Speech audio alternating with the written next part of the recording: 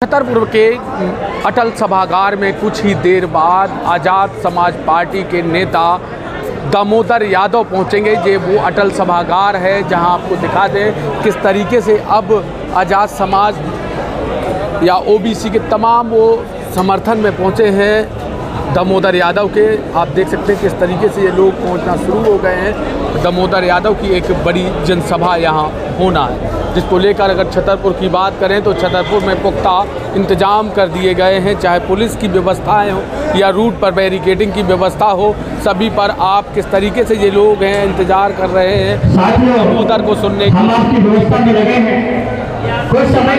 आपको रूट दिखाएंगे, वो भी हम आपको बात करेंगे। रूट हम आपको लगातार बताने की बात करेंगे, किस तरीके से कितने मिनट और क्या क्या उसमें बताया गया है। जो पुलिस की तरफ से,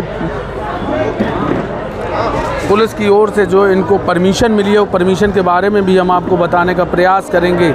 ये बिजावर नाका, क्योंकि बड़ा मलेरा से आएंगे और बिजावर नाके से सीधा कार्यक्रम स्थल तक पहुंचेंगे और कार्यक्रम स्थल के बाद जिस सभागार अटल सभागार पहुंचेंगे, जहां से इनकी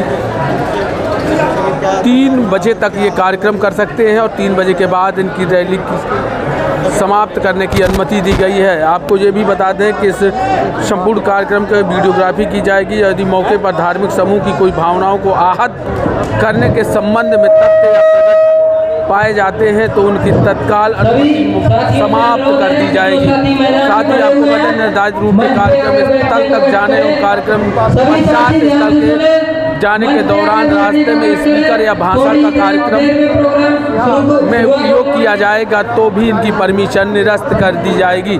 किसी भी व्यक्ति या संस्था का पुतला इत्यादि दहन नहीं किया जाएगा। अगर वो किया जाता है तो इनकी कार्यक्रम की परमिशन तत्काल प्रभाव से निरस्त कर दी जाएगी।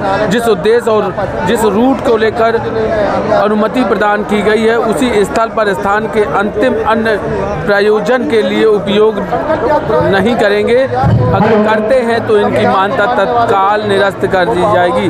किसी भी शर्त का उल्लंघन या पालन नहीं करते हैं तो अनुमति तत्काल प्रभाव से निरस्त कर दी जाएगी। हालांकि दामोदर यादव हैं, वो 3 बड़े अहम मुद्दे लेकर यहाँ पहुँच रहे हैं। पहला जो मुद्दा है उनका यूजीसी का, और यूजीसी के साथ साथ इनके जो दूसरा मुद्दा है इनका पखंडवाद की बात करने के, जो पखंडवाद को लेकर भी यहाँ एक सभा करेंगे। पखंडवाद यूजीसी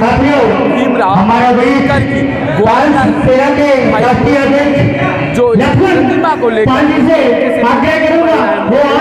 हमारे साथ हैं, किस तरीके से किस तरीके से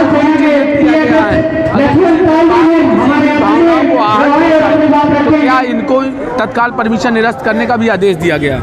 नहीं, तो भावनाओं का उद्देश्य का है। हमारा तो संवैधानिक कार्यक्रम है, बाबा साहब को मानने वाले के और हमारे मुद्दा भी मतलब साहब है। एक जैसे यूजीसी है, इसको विरोध किया तो इसको समर्थन कराना है। बाबा साहब की स्टोरी ग्वालियर में लगनी है, उसके संबंध में। और छतरपुर क्या प्रतिमा में माला चढ़ाने भी जाएंगे? नहीं, बिल्कुल जाएंगे। प्रतिमा में माला चढ़ा के ही यहाँ कार्यक्रम में आएंगे तो जाएंगे। हाँ, आएंगे। मगर वहाँ के तो रूट में कहीं परमिशन में है नहीं है। नहीं, तो आप जहाँ बाबा साहब की हमारे भगवान देवता की मूर्ति मिलेगी तो वहाँ तो जगह कार्यक्रम में देवता की पूजा तो नहीं है। जैसे कि बाबाओं का, पाखंडी बाबाओं का रोल है कि पहले ओम करो गणम स्वाहा करो, तो हम तो बाबा साहब को जितने संविधान लगा उनकी मूर्ति चढ़ाकर ही कार्यक्रम को आगे बढ़ाएंगे। तो क्या पहले माला चढ़ाएंगे या बाद में?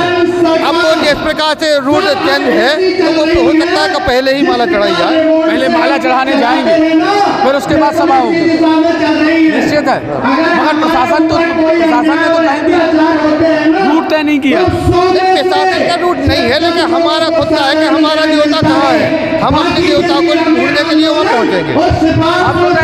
आज़ाद समाज पार्टी के नेता साफ तौर पर कहना क्योंकि हमारे वो भगवान हैं, उन पर माला जरूर चढ़ाने जाएंगे, चाहे प्रशासन अनुमति दे या न दे।